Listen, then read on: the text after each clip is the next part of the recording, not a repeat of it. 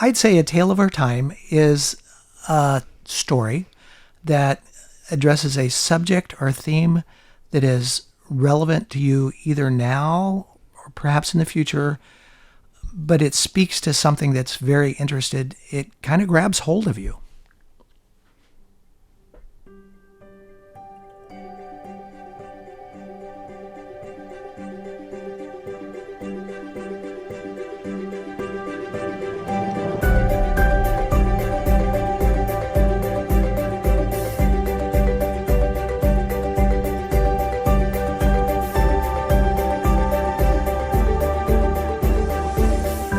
Hello, everyone, and welcome to Tales of Our Times. This is a show where we discuss the stories that move us, what makes them so meaningful, and why others could or should find meaning in them as well.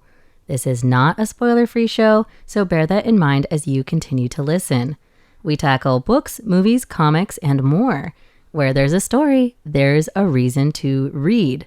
Or I guess watch with today, but we are talking about reading. I'm your host, Amanda Stevens. Joining me today is a very special guest, my dad, Robert Stevens. So, hey, Dad, how are you? I'm great. Delighted to be here. This is a fun experience. Yeah. So my parents are here visiting in Taiwan, and I thought, since I've talked about you guys so much and how like our table talks on like books and kind of debating whether or not we thought something was good or bad has inspired this show, I thought it would be fun to have you guys on here while you were visiting and just get your opinions on some tales of our time. So is there anything you would like to say to introduce yourself? I'm Amanda's dad, as she just said. I've been trained as a software engineer. I like engineering type things. What's your favorite genre to read or watch? Oh, gosh. I have a couple favorite genres. I like science fiction, mystery or suspense, and I also like fantasy. Yeah. And the one today is more in the science fiction realm. Yeah. And so what is that book? What have you brought for us today? So the first book is called Leviathan Wakes. It was published in 2011 and was actually nominated for a Hugo Award in 2012 as the best novel and another best science fiction novel. Wow. And so it's a very decorated book. Yes. We're bringing today. Yes. And the author for that was, I think you said, James S.A. Corey, right? That's correct. And it was turned into a TV series in 2015. And the interesting thing to me is I read the books or the first few books first, then I watched the series. And I thought the series followed the books very well and it helped fill in my preconceptions of the characters a little bit. Oh, I would like to get a little bit more about that. But this is a new book for me. Do you think you could give us a summary of what happens in the book? Sure. The summary is it starts out with a young man. He's an first it's set in the probably a few hundred years in the future from now. Mm-hmm. Earth has colonized space. Oh. And people are living on Mars. In fact, Mars has kind of broken away and is like its own nation. And there's actually a Cold War going on between the Earth and Mars. And then there's a third group of people, they call themselves the Belters. They live in the asteroid belt out around Jupiter, and they belong to a loose confederation called the Outer Planets Association. What? And there's intrigue between these three groups, as well as the characters in the story itself, and an unknown mystery, villain thing, if you will. Okay. And who are our main characters in this first book, Leviathan Wakes? So the main characters, it begins with a man named James Holden, and he is the executive officer on an ice freighter sailing out of Jupiter, gathering rocks that they process into water for the people that live out in the belt, as they call the asteroid belt. And he gets sent on a rescue mission because while they are out processing, they get a distress call. And they go out, he and total of five people go on this smaller ship the ice freighter sends out to investigate the distress call. And while they are out there, they discover it is not a real distress call. It was set up by pirates. Pirates destroy the ice freighter he came from, leaving him and his 5-person crew stranded in space, destroyed by these unknown people flying these stealth warships. Oh my God. And they don't know who it is at first. They just know that they've destroyed the ship they came in on, Yeah. and now they have to somehow get back to the safety of where they're going, where they came from. They end up being rescued by a Martian warship that belongs to the Martian Navy, who is one of the big powers out here. And when they were first blown up because of the stealth technology, they assumed, when they investigated this distress call, they found some technology on there that they thought could only be attributed to the Martians. And they made a broadcast out to everybody after they were blown up saying, basically, help, we're kind of stranded out here. Yeah. We think this happened. And in the process of broadcasting this, James Holden, the captain, inadvertently almost starts a war between Earth and Mars. They've kind of been in a Cold War state before then, and now once he says, Mars we were blown up, we this. think it's Martian technology. Yeah. Understandably, neither Mars nor the Earth like that. And so he's like lighting a candle that almost starts a war between these two superpowers. And at the same time, you don't know who the mysterious group is that started this whole thing. And so that's where that starts off. There's actually two stories. One is the story of James Holden and his crew and how they deal with what's happened to them.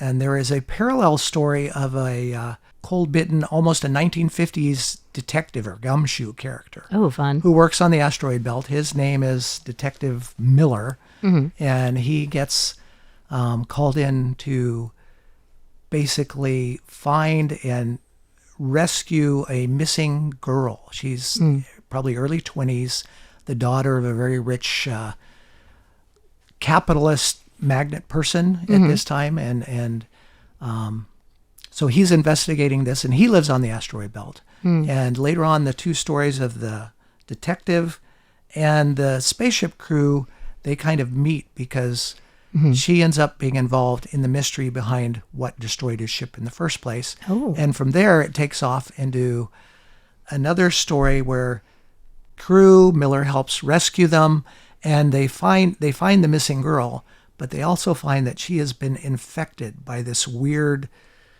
thing. Oh, no. And long story short, they kind of get irradiated and exposed to this weird virus thing. Yeah.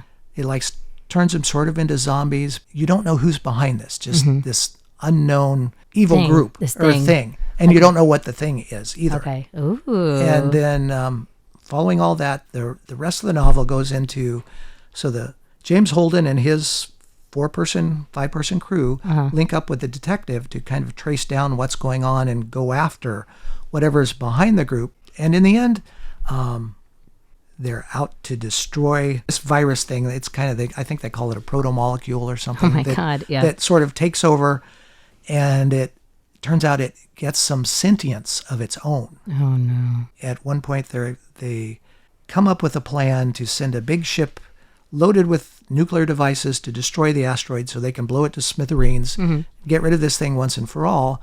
But when they're about to destroy it, lo and behold, the asteroid that's full of all this nasty stuff now comes to life and starts moving away at a high speed all on its own. And it's sort of driven by this mysterious protocol molecule, which seems to have some sort of control beyond the laws of gravity and physics. And the novel ends when, instead of being able to destroy it, Detective Miller and Holden's group get on the asteroid. Detective Miller stays on and manages to go inside, and he finds what's left of the missing girl, if you will. Okay. She's sort of, her sentience is kind of still part of the protomolecule. She's sort of still has some effect on it. Yeah. And he manages to somehow convince her to, instead of having the asteroid plunge into Earth where it would destroy all of Earth, instead it ends up plunging into Venus. Ooh. And so the book ends there, but it has a very, for me, it hit on a couple of themes. There was the mystery, suspense part of it. Science fiction, obviously it's set in the future, so there's a neat series about what's life living in space on the ships on the asteroid belt. And it's also very historical in that it sort of past historical, because to me it mirrors what happens in the early history when the developed nations, if you think back, like England colonizing the world, and you've got England and Mars as the powers to be at that time, the Belt is a group that's out there. It's being exploited for its resources and stuff. As like the colonized, As they're the nations, colonized people, so to speak. but they want a seat at the table. And so Right. there's some geopolitical threads going on here as well. And Ooh. it kind of combines all those, as well as individual character stories among the different members of the crew. Well, I mean, I really want to read the book now. Even though you have told me about it or watch the series, I don't know which one would be faster. But what was your first experience with this book? When did you first read? You read it first before it was turned into a series? I read it first. It was actually turned into a series before I read it, but I read the books first. I got the book as a Christmas present. I read through the first 2 or 3. Then I found the series. It was on the Sci-Fi Network, and they've produced, I think, 6 seasons. Wow. But and then I was very pleasantly surprised in finding that the series very closely follows the books. They didn't do a lot of liberties and stuff in it. So for me, it helped fill in some preconceived notions of certain characters and bring them more to light, if they will. Yeah. Although the book does a very good job of the character development itself. Right. Well, sometimes seeing it on screen or seeing somebody kind of like play it out can give you a lot more like rationale to like, Yes. or a lot more of the character's rationale. Right. Right. When you can kind of like see them working through it versus like when you're imagining it with whatever your own biases are, you can be like, well, that was a stupid idea. I would never do that. But then you get to see somebody actually try to do it. And it's like, okay, maybe I can see how you would, I don't know, like push the airlock or whatever it would be. So what did you find so meaningful about this book? Like what really grabbed you about it? You mentioned a little bit here and there. Well, one of the things was the main character, James Holden. Yeah. He's the executive officer on the ice freighter. And he's a young man that is kind of searching for what he wants to do. Yeah. You know, he's out in space working at this job. You know, it's kind of, you could think of it as a man working on a freighter at sea. Right. You know, that's what he's doing, hauling stuff back and forth. Like And a long distance trucker, Yeah. but in space. Yes, in space and with other crew. But he finds himself faced with several dilemmas, and he's sort of a naive do-gooder, and he's trying to do the right decisions, beginning with first whether to respond to this distress call or not. Right. Well, in space too. It's kind of like, if we don't do it. And so he's constantly wrestling with his conscience. You know, did I do the right thing? Am I doing the right thing? So that really grabbed you when you were reading it. Like you felt like you could really like, or really, I guess, instead of relate, like you could really feel his like struggles as he was going through all of these like very large problems. Yes, he has some very large problems, and they do a good job of making that seem very real. So then I guess branching out onto like a bigger scope, why do you think that this could be a tale of our time? Like what meaning do you think that other people would find in reading this book of the series? The historical perspective. You think of where we are now in our current time. We're at the verge of exploring space, planning mission to Mars and stuff. Yeah. And this gives a glimpse of a possible future, several hundred years, where they're repeating some of the things that we have seen here on Earth. Right. The Cold War, different nations that are like superpowers. Think of maybe U.S. and Russia, only in the book it's Earth and Mars. There's the whole colonial conquest and exploitation thing. And so this relates to that. It's kind of like, so in the future, are we going to make the same mistakes as a species that we have done before? And I found that very interesting. Yeah. So would you say, do you feel like to you this feels like a more grounded possible future in terms of like what our future space exploration might look like? Definitely, I would say this is a more grounded future because it relates to the things we experience now. Loneliness, there are no aliens, so to speak. Minus the like weird, the single cell. weird protomolecule, which is it's an unknown alien species they haven't encountered. But the relationships that make it real now, they talk about the effects of space travel. You know, people that live on Earth, people that live on Mars, their alliances to each one, and then the people in the outer planets who've grown up in outer space, and each group has their own loyalties and their things to where they came from, and you see the interactions and, frankly, to some degree, the prejudices. Yeah, well, of course. I feel like if there's gonna be people somewhere, and if there's any kind of divide at all, there's gonna be prejudices between each one. We even divide prejudices among the cities that we live in. So I feel like that makes a lot of sense. But here we are. We are out of time. Thank you for coming on. That went fast. It does, right? I always say that, and people don't believe me till you start talking about it. But if you could give Leviathan Wakes your own subtitle, what do you think that would be? Wow. It's a lot to wrap up, it sounds like. In the book, there's a lot of things, but it's like they discover something very big and mysterious. And by the time the book, first they're just discovering the fringes of it. And by the end, it's like, oh no, we've kind of opened Pandora's box. Yeah. And this is a huge thing. What's going to happen next? So should it maybe then be, since it's opening, by the end it's opening Pandora's box, so should it be like receiving Pandora's box? Would that be the good subtitle for That it? would be another alternative subtitle, sure. Do you think that fits? I think it does. Okay. Well, I mean, like we can go with that. Because I think that also that's very enticing for people to read the book. Because they always talk about what happens when after you open it. I think it's kind of a fun, like, well, what if you just got the box? What are you going to do with it? Right. This is very definitely, what are you going to do with it now? Yeah. It's not something we wanted, but it's here. How do we address this? Like Pandora's powder keg at this point. And do we address it for good or for evil? Or Yeah. So it sounds fun. Well, thanks for joining me, Dad, on My pleasure. my show. For everyone else out there, this has been Tales of Our Time on Radio Taiwan International.